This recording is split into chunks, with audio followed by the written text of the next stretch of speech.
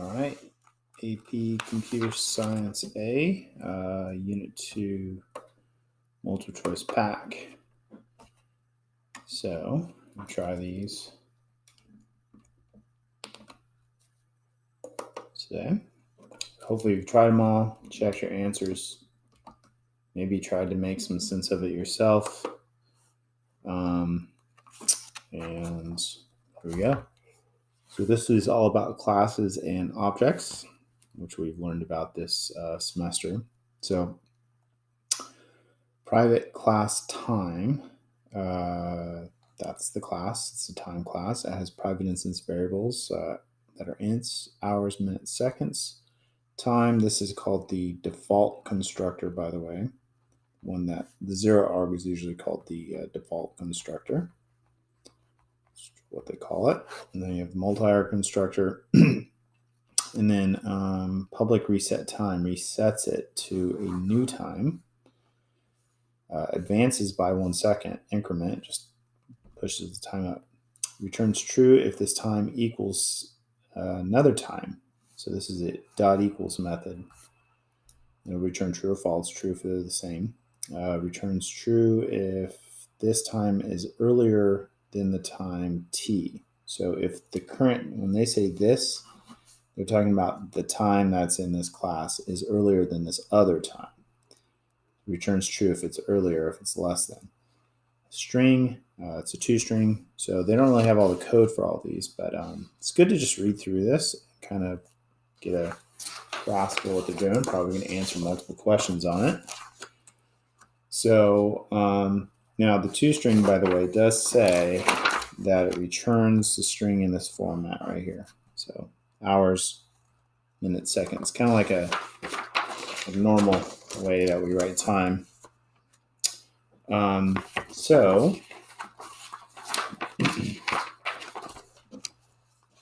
let's see. It says, which of the following is false about the methods? It says equals, less than, and two-string are all accessor methods. So accessor, that's a fancy word for getter. Are those all getters? I don't think so. I would say which of the following is false. Okay, so equals, less than, and two-string, all accessor methods. Which of the following statements is a false statement? It kind of feels like they're not really all accessors. Increment is a mutator for sure. It changes the value of what's inside. So these could be kind of seen as accessors because they're just returning information about what's in the class, but not changing it. The time is the default constructor. Yeah, that's what we're talking about. Time. The time class has 3 constructors. I only saw 2. So I'm thinking this one might be the one that's false. There are no static methods. Now, a static method, just as some notes, static means it is a method that is not performed on individual objects. Individual objects of the class. So you can, and I'm sure we'll see this later, but you can have methods inside of a class that don't actually do anything to the object itself or use anything, but they're kind of like this extra method that just kind of exists in the class that probably helps do other things. So we'll see that later. So the one that's false is this one, and there are no static methods. A lot of times they are actually labeled as static. In fact, we've been using one since the beginning of school, right? Void static main. That means that our class, the methods in there aren't being performed on an object of that class. Which of the following represents a correct implementation code for the constructor with parameters? So with parameters, I would say that we wouldn't set them equal to 0. We would put the new values in. Okay. Now, reset. Reset. I don't think we want to use reset. I mean, I guess it seems like which of the following represents the correct. So, I mean, this one seems the best. This one's backwards, which is a mistake sometimes people make. This one's backwards. This looks like the default constructor. This one's creating a new time object. No, we're not going to do that. I mean, it almost feels like this could work, maybe, the reset.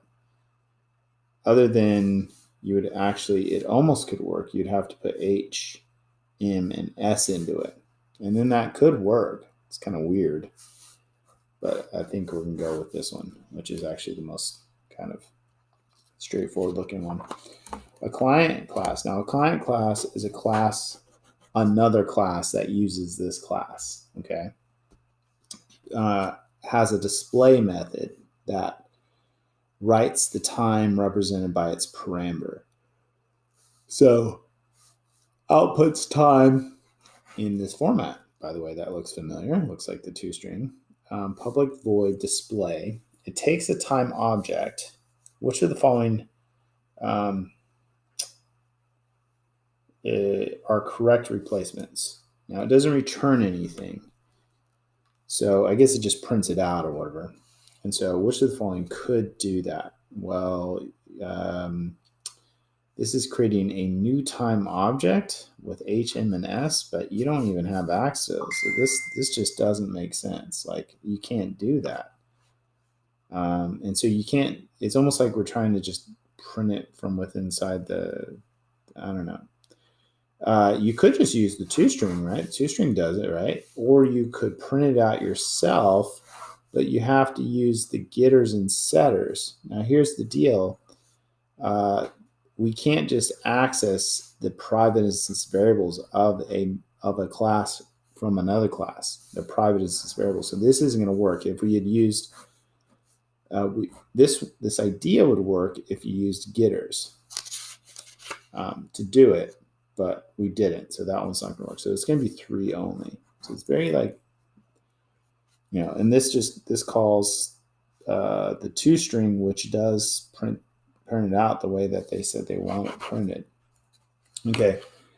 For what statement about parameters is false? It sounds like just parameters in general. Parameters are the arguments, the things that you plug into a method or constructor. The scope of parameters is the method in which they're defined, meaning they only exist. Scope means like, it's kind of like the life, like how long do they exist, okay? And I would say that's true. They only exist inside that method.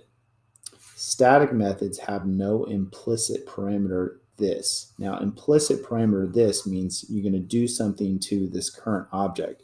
And I just got done talking earlier and saying the static isn't done to a specific object. So there should be none of those. So that sounds right. 2 overloaded methods in the same class must have parameters of different names. Overloaded methods are methods that have the same name, but maybe do a different job. But the only way that can happen is if they have different parameters. It's not different names.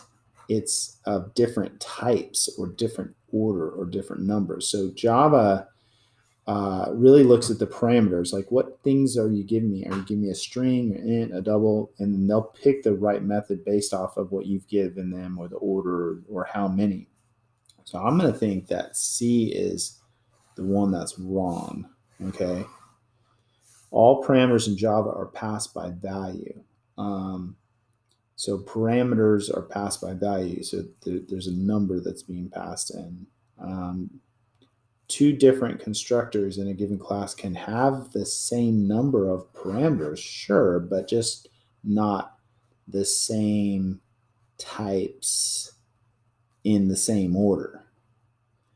There's got to be a way for Java to identify which one is which. It doesn't matter if there's a 3R constructor and another 3R constructor, as long as they're not taking an int double string in the same order. I mean, they could take the same things in different order, and then Java would be like, oh, this is the one to use. So, anyways, yeah. So let's see who's the right one. And then let's see, questions 5 through 11 refer to this next code. So we should probably take a look at it and make sure we kind of understand what we're dealing with here, just big picture. It's probably going to help. So this is a class, a date class that has a day, month, and year. It has a default constructor, multi-array constructor. It has this looks like a getter, returns the month. Getter. These all look like getters. They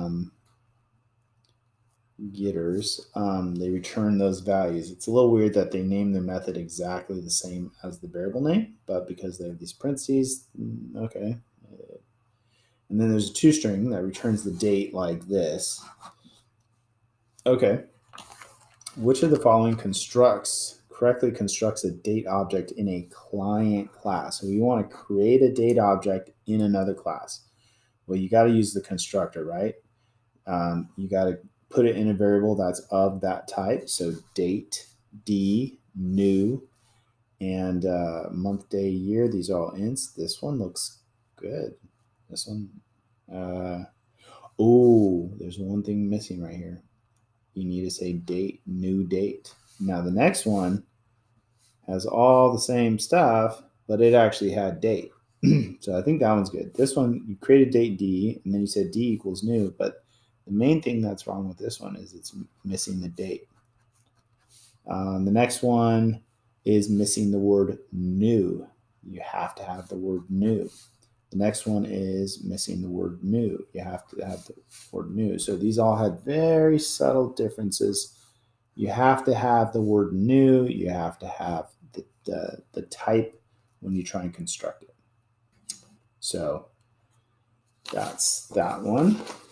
And when you're doing these, this is good stuff to write down, as you're trying to figure it out. Or if you get it wrong later, you could try and understand your thought process and correct your thought process for the next time.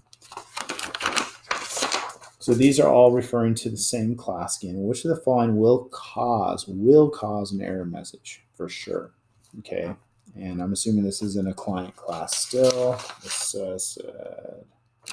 So date D1 equals new. That all looks good. And then there's another date that we're putting in. That seems good. You could put null in it because it's an object, and then you could do that. Seems good. You could do null. That's fine. But then if you try and run a method from the date class on null, that will give you a null pointer exception.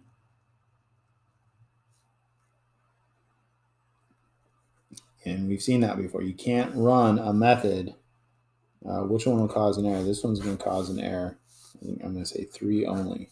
Okay. Now, by the way these work, this is just something I feel like we haven't talked a whole lot about necessarily. When you create an object and you kind of want to wrap your head around what it is, it might be good to kind of draw visually. It's like a box. Inside the box, you have a day that has its own box, month, year. Okay, and then so this is going to put 8 into the day, 2 into the month, 1947 into the year. And then D1 is this variable that points to this object. Okay, it references it. It's not actually equal to it. It just gives you access to it. And when you say D2 equals D1, D2 now references the same thing that D1 does. D1 still, it's just one object, but now 2 different things are referencing it. So this is kind of an interesting thing to start thinking about. And writing these out on future problems is definitely going to make a big difference. The client program creates date. Which of the following subsequent code segments will cause an error? Okay. Can I call a toString on this date and assign it to a string? Sure. Can I just do .day? That looks like the getter method, right? So I think that's fine. And day is an int and gets placed in it. So that's fine. Can I then assign just D the date to another date object? Sure, they're both referring to the same one. So again, you could draw a little picture here if you want. Day, month, year. And so this is 1/13/2002. And D is referencing it. And now E is referencing it. And now E is equal to another date. Now that's a separate date gets created here. A separate date gets created here. And just because these are both referencing this date, and then you say, well, E is going to reference this date. Well, you're just disconnecting it from that date. D still does. D still there. Now, can you just do year? So this is fine. You can assign E to reference a new different date later on. Now, can you just call .year on this? No, you would have to use the getter. You can't just call. This is a way that you could write it inside the class. You could say d.year, and that would give you the private instance variable. But outside the class, in a client class, client program, you got to use getters. You got to use getters. So this is the one that's going to cause an error. Okay, number 8.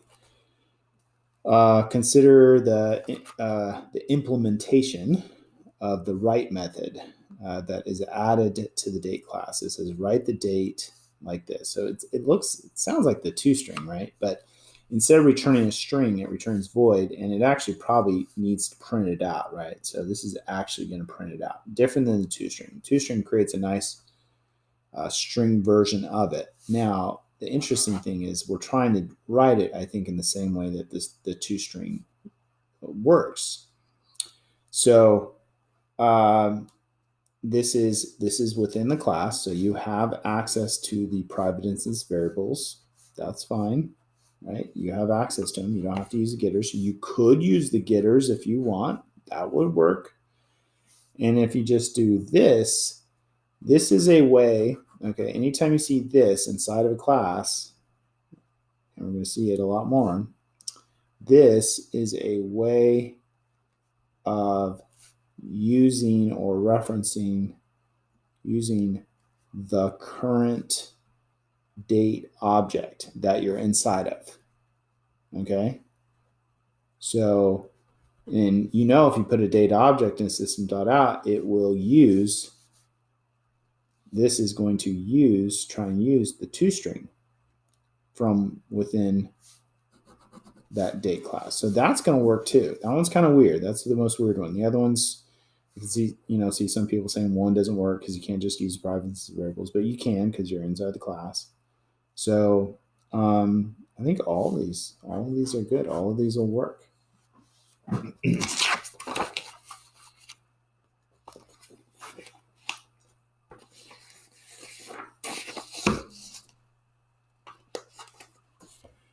All right, let's see. Next one. So we're still using the same. This is still the same problem. These problems go all the way to 11.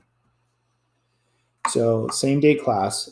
Here's a client program. So this is a separate class, public class birthday stuff. And it's public static date. So static means we're not going to actually make a birthday stuff object here. It should return a date. And this says find birthday. Code to get birth date, and then you return it. And then here's another one, public static void main. This is what we're very much used to. And it's static because we're not going to actually construct a birthday stuff object. Okay. So, or we're not going to, yeah. Okay. Date, D equals find birthday. Okay. So which of the following is a correct replacement for the code get birth date? Okay. Now it's supposed to return the date of a certain birthday. So this one says system.out println inner birth date.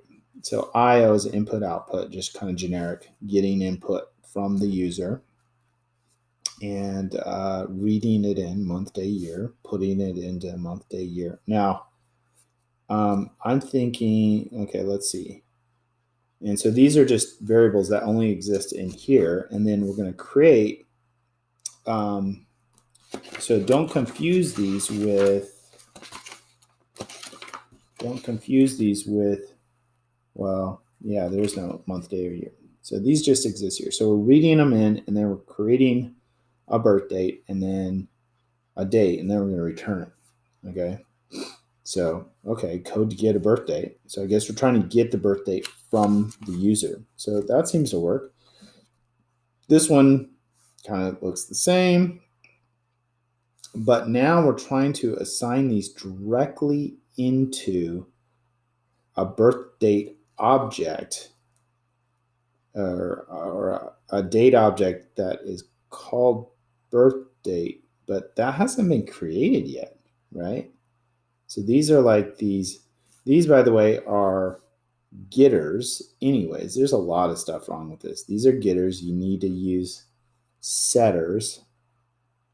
And I think you also need to have created before this, you would need to, at some point, you would need to say date, birth date. You got to create it. Birth date doesn't even exist yet. Birth date equals new, and you could use the zero arg constructor. So this creates a blank date object, and then you would have to use setters, which I don't even think they gave us. Something like this: set month, and you wouldn't say equals. You'd put the io.read input, read int inside of it. So it needed to look more like this. You'd have to use setters, but you got to have an object first to even set stuff in. So there's just a lot of stuff in here. They're trying to set it after the fact. But again, they're using the getters here. So this just doesn't make sense on many levels. Okay, next one says, okay, birthdate.month. Again, I think we're in the same situation here. Like you would need to have created a date object called birth date first. You got to create it before you can start trying to access it. So you'd have to do that. And then again, you'd have to do something like set month and put this inside here. And then set day. I don't think we have those, but if they did have something, this is how you'd pull it off. It'd have to be more like this. And then this wouldn't happen after the fact. So this one's no good. So which of the following is correct? Only one is correct. So you gotta, yeah. A method in a client program is an outside class with date. Class has this declaration. So they create a new date, month, day, year, where month, day are previously defined integers. So that's good. The same method now creates a second date object, D2, that is an exact copy of the object D1 refers to. Which of the following code segments will not do this correctly? So remember, when it creates this date object, and puts month, day, year in it, into month, day, year. And then D1 refers to it. Now, if we just said D2 equals D1, then D2 would be referencing the same object. That's not a copy. We want a copy. That just means they're both referring to the same thing, which is the exact same thing, but it's not a copy. A copy would be another date that has all the same stuff in it. So I think that would work.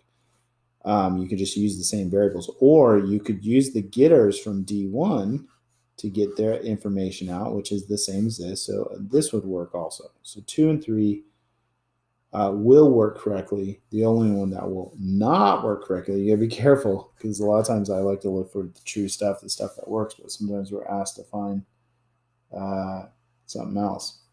So, all right, I think we have one more problem from the date class.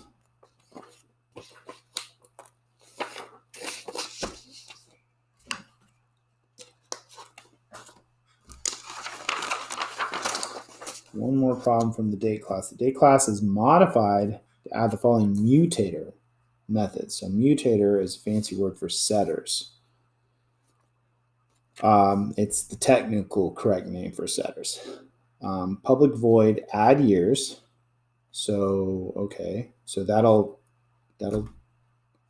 add in years to the date. So it doesn't just replace the years; it adds in years to the date. Here's part of a poorly coded client program that uses the date class. Public static void adds century, date recent, takes a date, and date old. And then it says old, add 100 years to it. And then the recent one now equals old. Okay. And public static void main string. So this is a main method. So this is where it's actually going to run. So they create an old date. So let's see if we can keep track of this. Let's create a date object. Let's draw a picture of it. Day, month, year. And day is one. Day is going to be 1. Month is 13. Year is 1900. And old date references it, points to it. Okay, has access to it. And then date recent date equals null. So recent date isn't pointing to anything yet. It's nothing. Add century. So we're going to add century. We're going to put recent date in and put old date in. Okay. So then if we put these in here, it's going to add 100 years to the date object that old date is referring to. So this should now be 2000, right? And then recent should equal old. So recent should point up here now and not that anymore. Which will be true after executing this code. Okay, so this is where it gets tricky. So I mean, a null pointer exception is thrown. I don't think so. The old date remains unchanged. No, we're not trying to do anything to null. Recent date is a null reference, so they're saying recent date is still null. And right now I'm thinking no. Recent date refers to the same object as old date. You're like, yeah, that seems good. I mean, these are the two kind of competing things. Recent date refers to a separate object whose contents are the same. No, because we would have had to have created a new date object somewhere to have another date object. So here's the deal.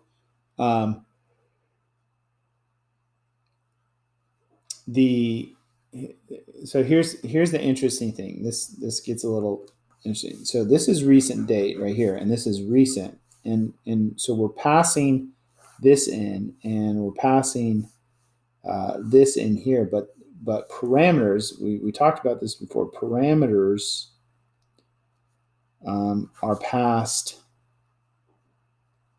by value. Okay, so that means these are going to be new things that are referencing this object. So what it does is says, oh, okay, well, recent references this object also now, and old references this object. So even though we put old date in here, there's a new variable that says, oh, we're going to reference the same thing.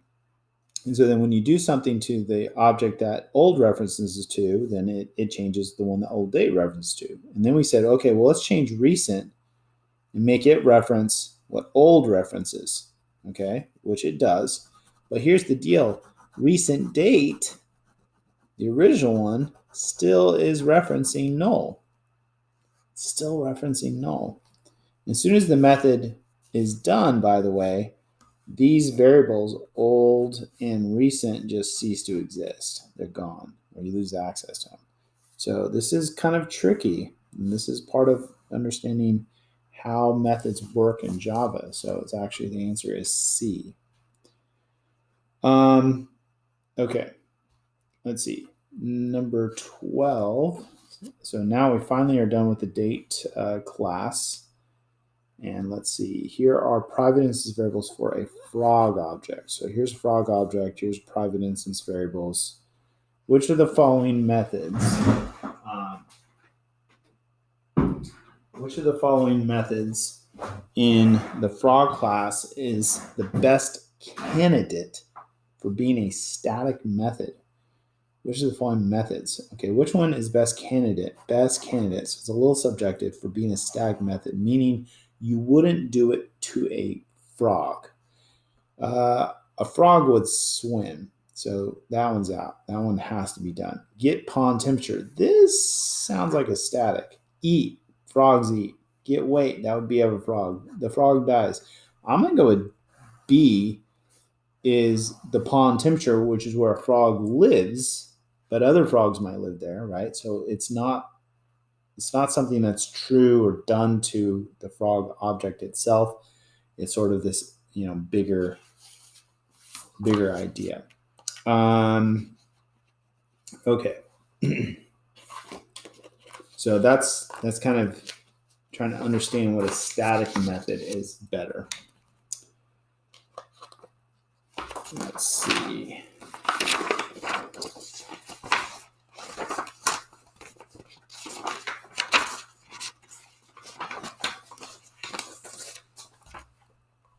Okay. Next one. Let's see. 13. What output will be produced by this program? So we did a good amount of this in Unit 1. We haven't done that in Unit 2. So this is actually, probably want to just kind of trace the program and see what happens. So it says public class mystery, public static void strange method. So some method, this is what it does. Public static void main. So this is the main method. So this is going to actually run it. And so we start with A equals 6 and B equals 3, and then we put those values into strange method. Now, in strange method, we could strange method, we put a 6 in and a 3. So that's going to be X and Y inside of strange method.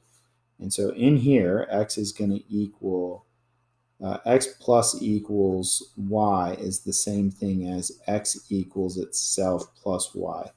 And so X is going to equal 6 plus 3 is 9 now. Okay. And then Y times equals X is the same thing as Y equals itself times X. And Y is still 3. And X is now 9. And so that's going to be 27. So Y is going to be 27 and X is going to be 9. And then it says to print them out. Print out X and Y. So it's going to print out a 9 and a 27. That'll get printed out. And then that method exits, right? And we're done. And X and Y cease to exist. And it says print out A and B. Now, the mistake some people are going to say is like, oh, well, that's just going to be 9 and 27 because A was what went into X and B is what went into Y. No, A and B are exactly what they were before because we passed these as values, right? The parameters, the arguments are passed by value, meaning we put these values in, but now we've lost connection to these because they're not even objects, by the way. And so we're just using those numbers in here to do stuff. And once this method is done, those variables X and Y are gone. But they were never tied to A and B. We gave them the value of A and B initially, but then, so 927 and 63 would be the right answer. And, I could see a lot of people picking 927, 927. Now, I'm not really sure where all these other answers would come from, but I think C would be the most likely one that people would accidentally go for. So,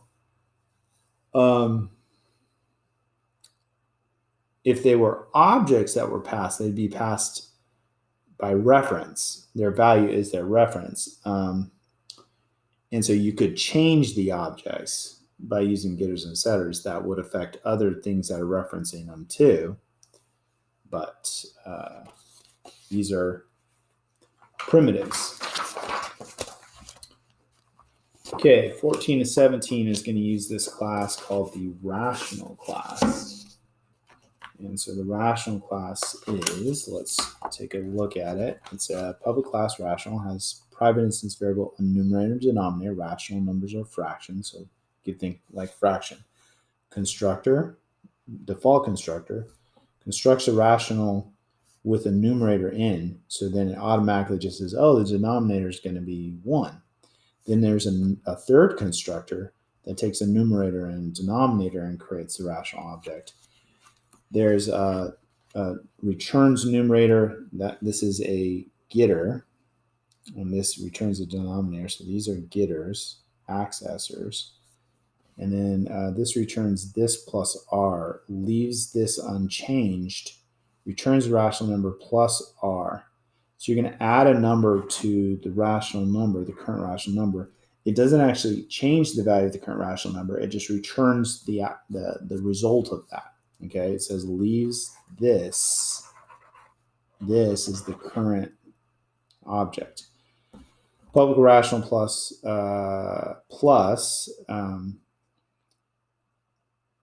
okay, that's this one right here. These are just the comments for it.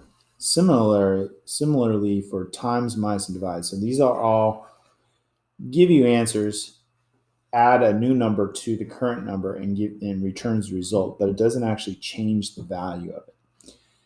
So let's see. And then there's also a provide private void fixed signs.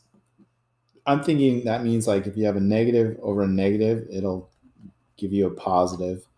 Or if you have a positive over a negative, then probably would flip them, right?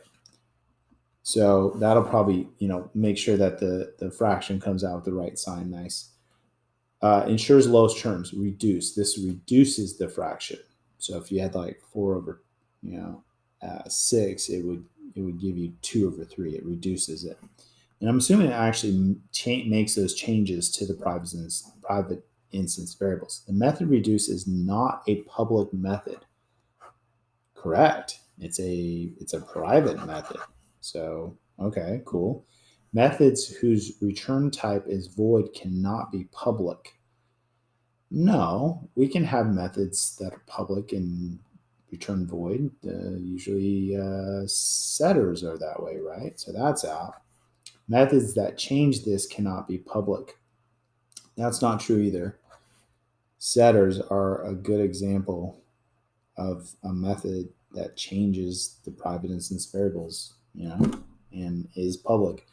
The reduce method is not intended for use by clients. I would say true. This is true because it's private, which means it only gets used within itself. So I think that must be the right answer, but let's keep looking at the other ones. It says reduced method is intended for use only by clients. No, it's private. It can't be used by a client class. The reduced method uses only the private data fields of the rational class. I don't know what it uses. It doesn't have the implementation, so it's kind of an assumption. So I think we'd go C.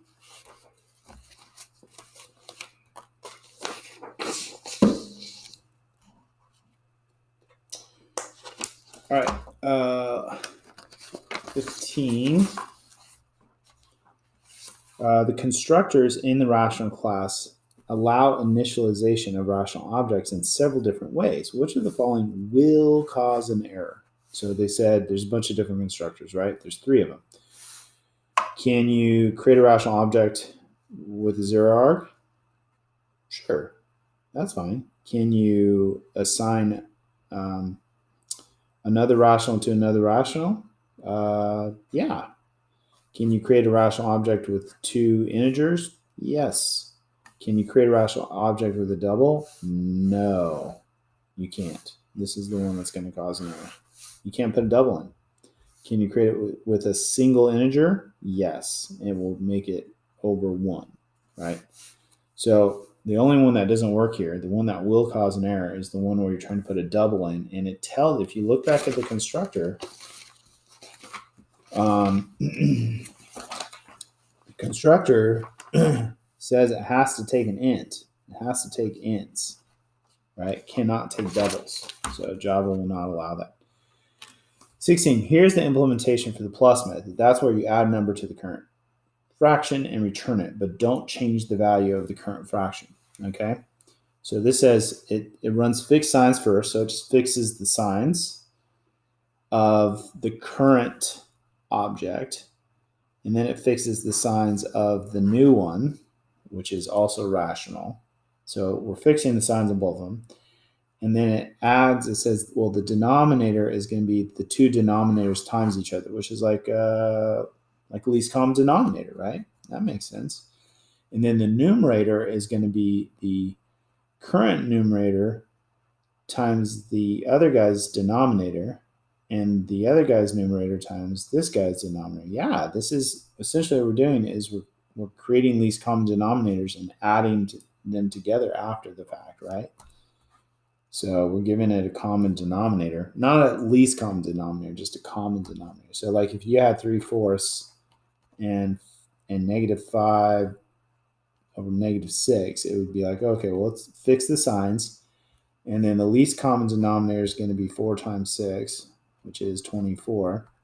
And then the numerators, you got to do this guy times 6, right? And you got to do this guy times that guy. And then you're going to add them, right? 18 plus 20 is 38. There we go. So that makes sense. Okay. It's good to make sense. I haven't even looked at the questions. Which of the following is a correct replacement for more code? Now, what would we want to do afterwards? We might want to fix the signs. We might want to reduce it. I think the signs are already fixed, so we probably don't need to fix the signs. But so what are we doing here? We're creating another rational. It says rational rat. This doesn't even make sense. It's trying to create like a new rational number, but it really should be. What's the name of the? It really should be rat equals new rational. If you want to do this, you got to do that. And then you can reduce it and return it. But so that one's out. But maybe we're going to look for something that's like that. Return a new rational number. Okay, this could work, but you want to reduce it. So that's not that great. This just reduces the current fraction, which is not, we want to reduce the answer. So that one's out. This one works, but it could be better. This one just doesn't reduce anything. And you need to return something. You for sure got to return a rational object. So if you don't have a return, well, okay, sorry, I didn't read the rest of it. It reduces the current one, a little late. And then, which you didn't have to do, it creates a new object. But we should reduce the new one. We should do rat.reduce. So this is kind of the same problem as B. The next one creates a new rational object using the new numerator and denominator, reduces it, but this is wrong. This should be rat.reduce. You don't call it on the class. If you wanted to call in the class, you do this dot, or you just do reduce. But we want to do it this new object.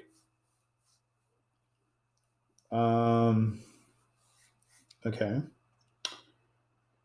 So that one's bad. This one creates a new one, rat equals new, and reduces rat and returns it. That one looks good.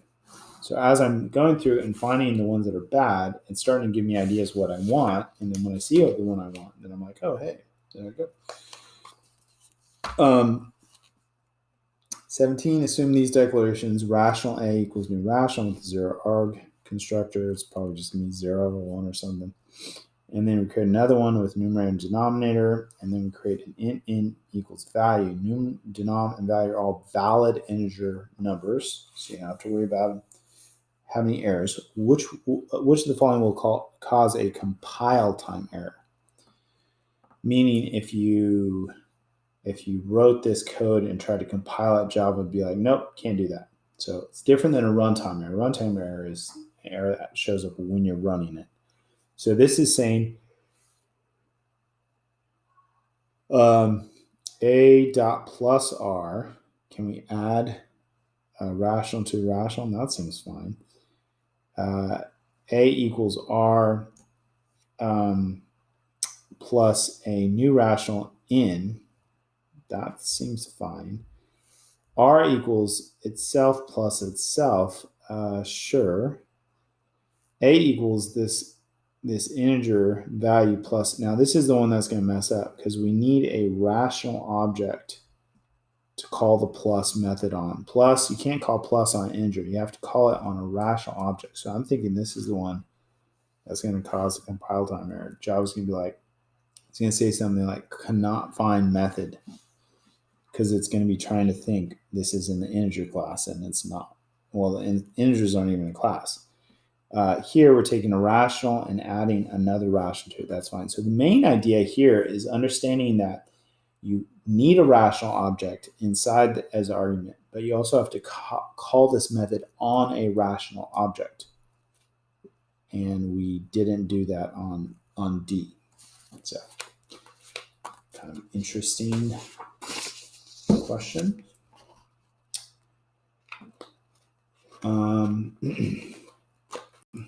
So